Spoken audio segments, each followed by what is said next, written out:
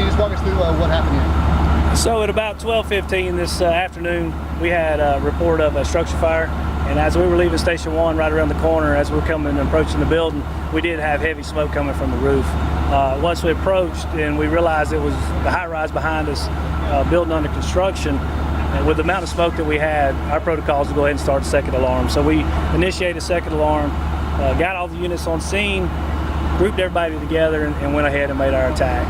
You see a lot of construction going on. Were there any workers in there at the time? So the workers were there. They were actually actively working today when the incident occurred, but everybody was able to self-extricate prior to us getting here. As we were ascending upstairs, they were all coming down, and we got a report pretty quick that everybody had exited the building safely. Is there a rough estimate about how many, like you're talking about 5 workers, 10, 15? I don't have that exact number, but just by looking around at all the safety vests that are out and about, I would say we had well over 20 to 40 folks up there.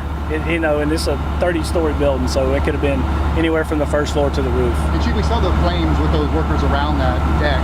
They mentioned maybe a tool to spark this. Any idea what might have prompted this? So we actually got fire investigators here now. Everything's still under investigation, but we don't suspect any foul play or anything like that. And we heard this is student housing. Do you have any idea what this building was? Actually, at this moment, I don't. I'm still meeting with the building managers and all the project managers, but I cut away from them to come over to speak to you guys real quick. How quickly did everything get under control?